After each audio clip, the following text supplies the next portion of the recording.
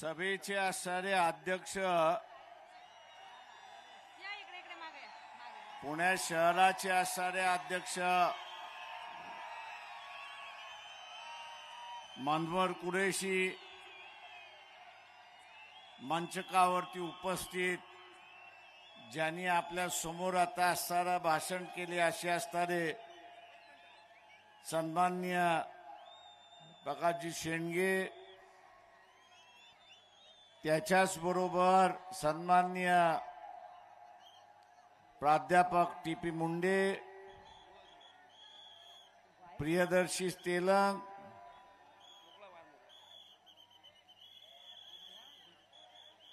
व्यासपीठावरती बसलेल्या सगळ्यांचीच नावं मी घेत नाही.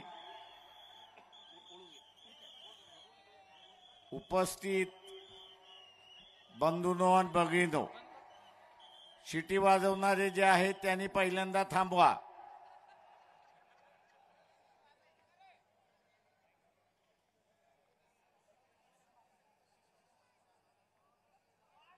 लोकसभेच्या निवडणुका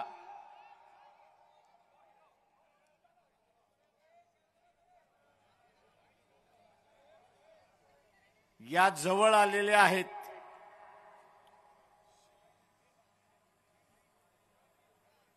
मार्च महिन्याच्या पहिल्या आठवड्यामध्ये इलेक्शनच्या तारखा सुद्धा जाहीर होतील आणि आपल्या समोरचं असणारं लक्ष हे आपण कायम ठेवलं पाहिजे आणि ते म्हणजे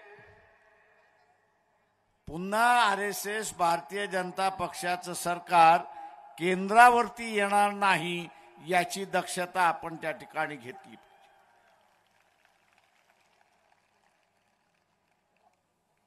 या इलेक्शनच्या अगोदर बऱ्याच घटना घडतील. दंगली सुद्धा घडवण्याचा प्रयत्न होईल. पक्ष फोडण्याचं कामकाज तर चाललंय, नेत्यांना पळवण्याचं कामकाज चाललेलं आहे. पण शेवटी मतदाराने दाखवण्याची गरज आहे की खरा या देशाचा राजा हा मतदारच आहे आणि तोच ठरवेल की उद्या सत्तेवरती कोण बसणार आहेत.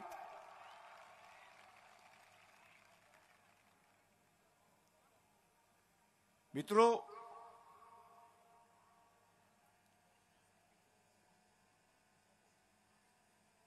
आपल्याला असताना उद्या युती होईल न होईल सांगता येत नाही. व्हावी अशी आपली असणारी इच्छा आहे, पण आपल्या इच्छेचं काय करणार? का मोदी असणारा रिंग मास्टर बसलेला आहे.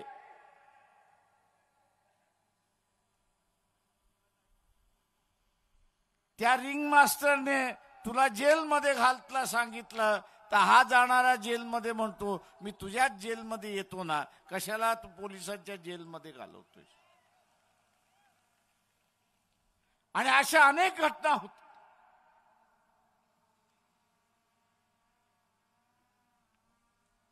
अशा अनेक घटना त्या ठिकाणी होत. पण काही झालं तर आपण आपलं गणित पक्का करून घ्यायचं. आपलं गणित काय? फुले शाहू आंबेडकरी विचाराचा एक मतदार, फुले शाहू आंबेडकरी विचाराचा एक मतदार यांनी आपल्या बरोबर 5 मतदार जोडले पाहिजे. आपलं गणित काय? तर एक फुले शाहू आंबेडकरी मतदाराने, एक फुले शाहू आंबेडकर मतदाराने त्याच्याबरोबर 5 मतदार जोडले पाहिजे आणि ज्या दिवशी 5 मतदार आपण जोडलेले आहे त्या दिवशी भारतीय जनता पक्ष RSSचं सरकार केंद्रामध्ये येणार नाही हे आपण सारं लक्षात घ्या.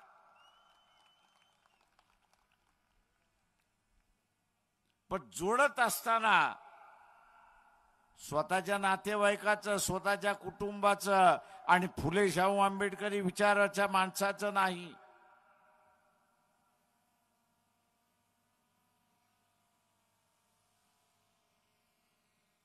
तर जो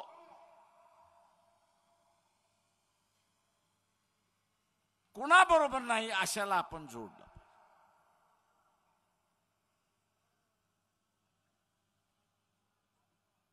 हे शक्य आहे का?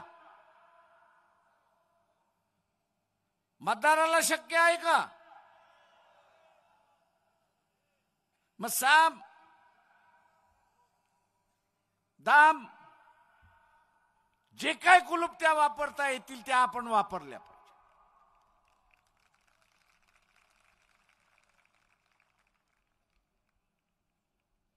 हे पक्षाचं निवडणूक नाही, ही आपली स्वतःची निवडणूक आहे हे आपण लक्षात घेतलं.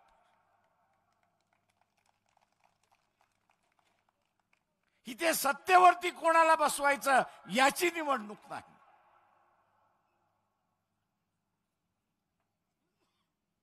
तर या ठिकाणी आपले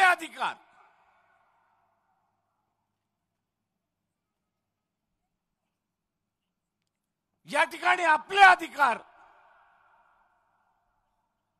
हे शाबूत ठेवणं याची लढाई आहे हे आपण लक्षात घ्या.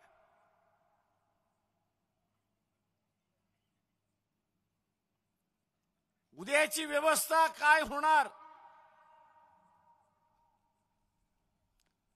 याची चुणूक इथल्या सरकारने दाखवून दिली.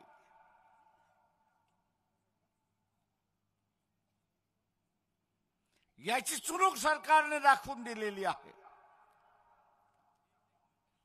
कर्मचारी भरती करायचं नाही पण कॉन्ट्रॅक्ट पद्धत त्या ठिकाणी वापरायची.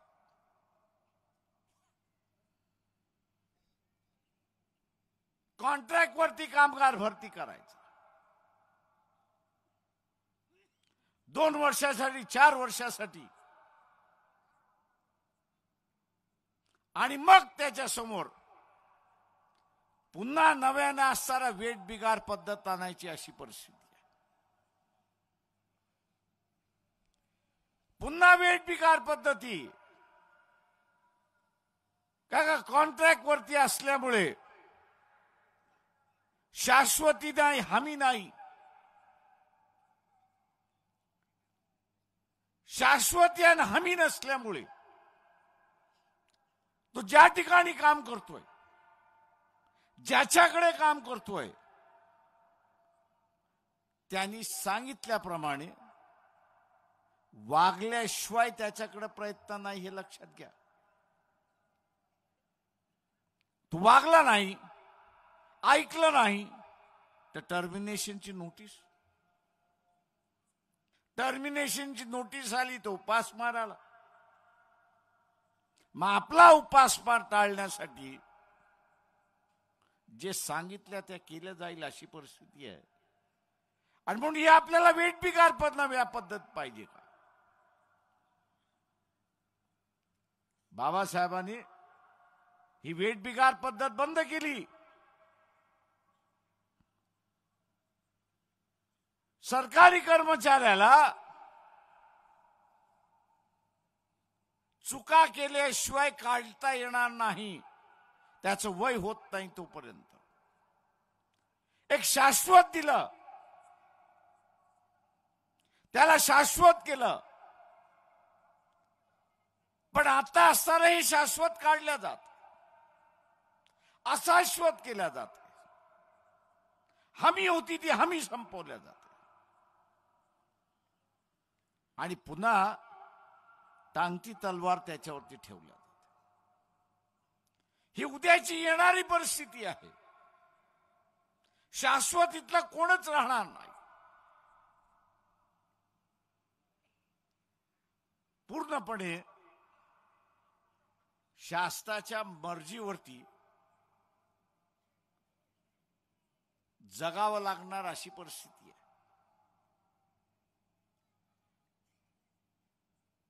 राजेशाही संपली.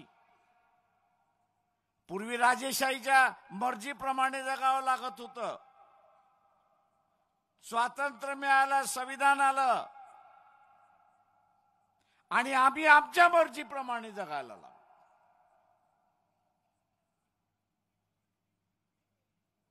आज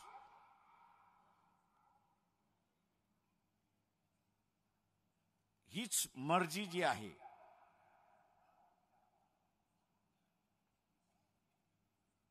त्यावरती अंकुश घातल्या जाणार, बंदिस्त केल्या जाणार. ते वेगवेगळ्या पद्धतीने बंदिस्त केल्या जाणार. एनआरसी मार्फत बंदिस्त केल्या जाईल, दंगलींमार्फत बंदिस्त केल्या जाईल, किंवा कागदावरतीच फक्त आरक्षण ठेवल्या जाईल अशी असणारी परिस्थिती. हा लढा पक्षांचा लढा आहे म्हणून असं बघून चालणार नाही. कुठला तरी पक्ष सत्तेवरती बसवत होता, या अगोदर बरोबर होत का? ह्या सगळ्या पक्षाने घटनेने दिलेल्या चौकटीच्या बाहेर आम्ही जाणार नाही हे स्वतःवरती घालून घेतलेलं बंधन होतं. त्याच्यामुळे लोकांचं स्वातंत्र्य हे अबाधित राहिलं. आज आपल्याला असणारं दिसतंय की आरएसएस बीजेपीचं असणारं सरकार हे म्हणतंय की आम्ही संविधानाच्या चौकटीमध्ये राहणार नाही, तर ज्या ज्या वेळेस मिळेल त्या त्या वेळेस आम्ही मोडणार आहोत आणि लोकांना बंदिस्त करणारी व्यवस्था आम्ही करणार. आपल्याला बंदिस्तामध्ये जगायचं आहे का ह्याचा निर्णय या लोकसभेमध्ये द्यायचा हे आपण लक्षात घ्या. आज आपण बघत असाल की ज्या भांडणाचं गरज नव्हती, मार्ग काढता आला असता. सायमन कमिशनचा रिपोर्ट जो बीजेपी जो बाबासाहेबांनी दिला, त्या सायमन कमिशनच्या रिपोर्टमध्ये बाबासाहेब असं म्हणाले होते की ज्या जातींचा उल्लेख केला होता त्याच्यामध्ये त्यांनी गरीब मराठ्यांचा सुद्धा उल्लेख केला होता. त्यांनी या गरीब मराठ्यांचा सुद्धा उल्लेख केला होता, पण त्या काळात झालं नाही. आता परिस्थिती खालवली आणि पुन्हा आपल्याला दिसते शांततेने सोडवण्याच्या ऐवजी ओबीसी विरुद्ध मराठा, मराठा विरुद्ध ओबीसी असं भांडण त्या ठिकाणी लावलेलं आहे. वंचित बहुजन आघाडीने भूमिका घेतलेली आहे. वंचित बहुजन आघाडीने भूमिका घेतलेली आहे की ओबीसीचं ताट हे वेगळं असलं पाहिजे आणि गरीब मराठ्याचं ताट जे आहे ते वेगळं असलं पाहिजे हे असणारं लक्षात घ्या.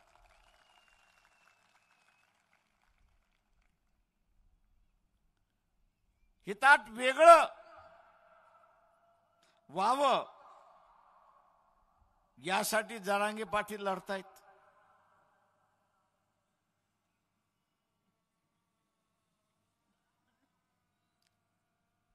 त्यांना माझा असणारा प्रेमाचा सल्ला आहे की आम्ही अण्णा पाटलांचं आंदोलन बघितलेलं आहे.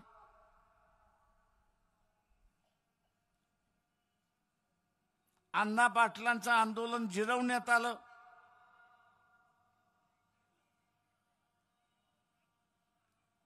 आत्ता उभं केलेलं आंदोलन जर जिरवायचं नसेल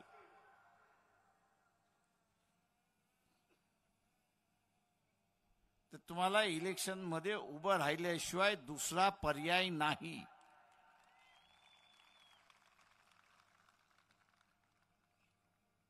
आणि इलेक्शन मध्ये उभं राहिला नाहीत तर इथले निजामी मराठे तुम्हाला कधी संपवतील याचं तुम्हालाही कळणार नाही.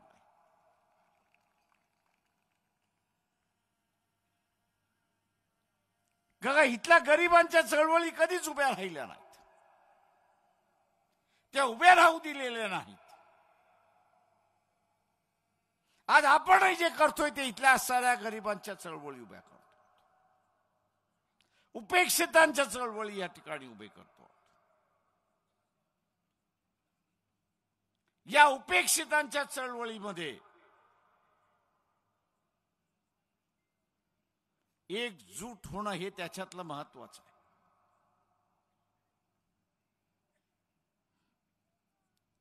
इथे सन्माननीय टी.पी. मुंडे आणि प्रकाश शेंडगे बसलेले आहेत.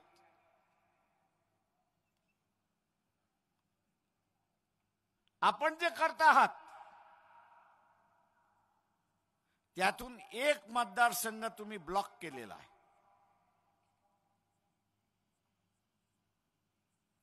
तुम्ही एक मतदारसंघ बंद केलेला आहे, त्याला वेगळं पाडलेलं आहे. निजामी मराठ्याला तुम्ही वेगळं पाडलेलं आहे. नवीन मित्र हा शोधावा लागेल हे असं लक्षात घेतलं. आणि हा नवीन मित्र शोधायचा असेल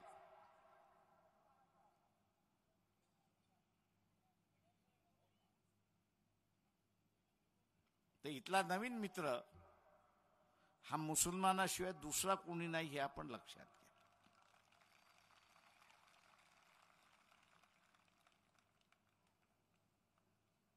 हा मुस्लिम समूह सुद्धा स्वतःची असणारी सुरक्षिता राजकीय पक्षांमध्ये शोधतोय. मुस्लिम समाजालाही सांगतो, राजकीय पक्ष तुम्हाला सुरक्षिता देणार नाहीत. राजकीय पक्ष तुम्हाला सुरक्षिता देणार नाहीत. या वंचितांच्या सभेमध्ये आणि वंचितांच्या आंदोलनामध्ये मुसलमान सहभागी झाला, तिथे त्याला सुरक्षिता मिळेल हे असताना लक्षात घ्या.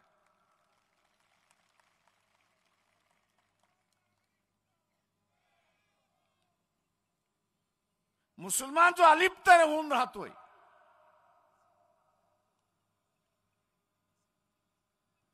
त्याच्या अलिप्तपणातून त्याला बाहेर पडावं लागेल. तो ज्या दिवशी बाहेर पडेल आणि इथल्या वंचितांबरोबर बसायला सुरुवात करेल त्या दिवशी समूहच त्याला सुरक्षिता दिल्याशिवाय राहणार नाही हे मुसलमानांनी त्या ठिकाणी लक्षात घेतलं.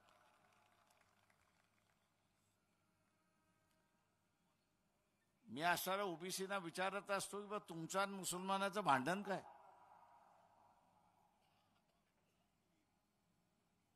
एकेकाळी मी ते असणाऱ्या दलितांनाही विचारत होतो की तुमचं आणि मुसलमानाचं भांडण काय.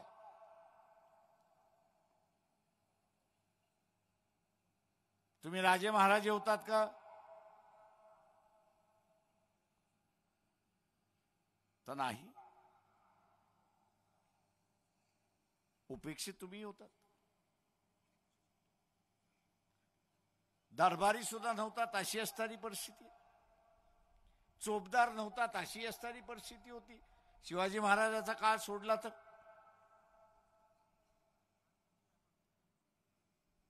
मी इथल्या सवर्णांचं आणि मुसलमानांचं भांडण समजू शकतो.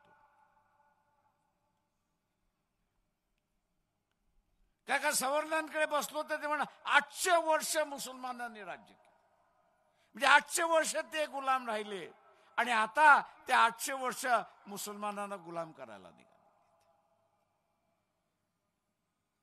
तर त्यांचं राजकीय भांडण आहे हे आपण समजू शकतो. आणि म्हणून सवर्णांच्या राजकारणातल्या पक्ष जे आहेत त्यांचा प्रचार काय असतो की मुसलमान बदमाश आहे.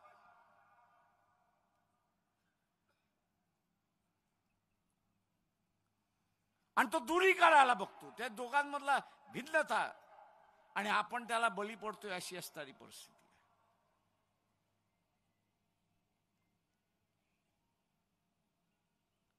टीपी मुंडे आणि प्रकाशजी शेंडगे उद्या 48 जागा जिंकायच्या असतील तर हा भेद जो आहे ओबीसी आणि मुस्लिम हा मिटावा लागेल, तेव्हाच कुठे आपण 48 जागा जिंकू शकतो.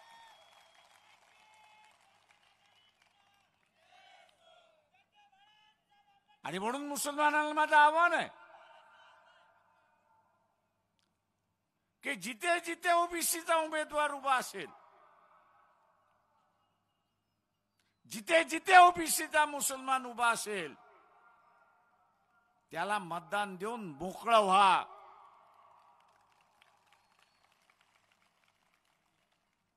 तुमच्या मताने भारतीय जनता पक्षाचं आणि आरएसएसचं सरकार पडणार आहे, एवढं फक्त आपण असताना लक्षात घ्या.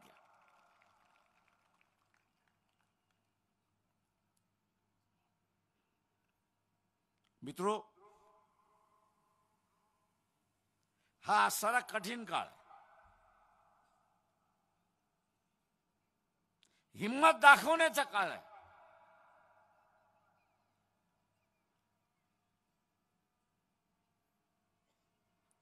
ज्याला रेषा ओलांडणं म्हणतो तो असताना काळ. जसं मी जरांगे पाटील यांना म्हणतो, हिम्मत दाखवा, समाज तुमच्या पाठीमागे आहे, गरीब मराठा तुमच्या पाठीमागे आहे, हिम्मत दाखवा, निर्णय घ्या, उभं राहा आणि इथल्या असणाऱ्या व्यवस्थेला परिवर्तन करा. हा जो निजामी मराठा आहे, सत्तेवरती बसलेला आहे, स्वतःच्या तुंबड्या घेऊन बसलेला आहे आणि लोकांना गरीब केलं अशी परिस्थिती आहे. हा मग निजामी मराठा काँग्रेसमध्ये आहे, तो भारतीय जनता पक्षामध्ये सुद्धा आहे, हे आपण लक्षात घ्या. आणि म्हणून 12 दिवस झाले दिल्लीचं आंदोलन थांबलेलं नाही, शेतकऱ्याच्या मागण्या मान्य झाल्या नाहीत अशी परिस्थिती आहे.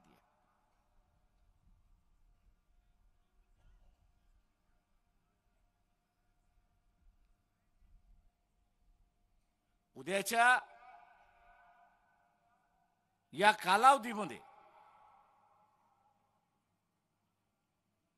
जरांगे पाटील यांनी जशी हिम्मत दाखवली पाहिजे, तसंच टीपी मुंडे आणि प्रकाश शेंडे आपणही असणारी हिम्मत दाखवली पाहिजे की इथल्या मुसलमानांबरोबर बसून एक राजकीय समझोता आपण केला. ही काळाची गरज आहे.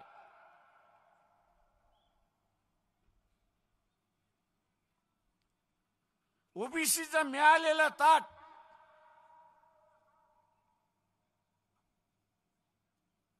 व्हीपी सिंगाच्या निमित्ताने निर्माण झालेलं हे ताट आबाधित ठेवायचं असेल तर हा राजकीय समझोता आपल्याला करावा लागेल, हे लक्षात घ्या. हा राजकीय समझोता करावा लागेल आणि हा राजकीय समझोता आपण जर करू शकलो नाही तर कदाचित ते ताट राहील की न राहील याची असणारी शंका आहे. आरक्षण राहील की न राहील याची असणारी शंका आहे. हे संविधान राहील की नाही याची असणारी शंका आहे. ही लोकशाही राहील की नाही याची असणारी शंका आहे. बंदिस्त व्यवस्था येण्याची सुरुवात होणार.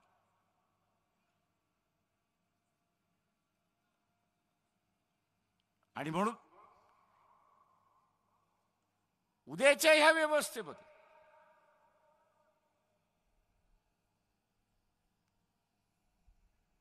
जो बदल आहे,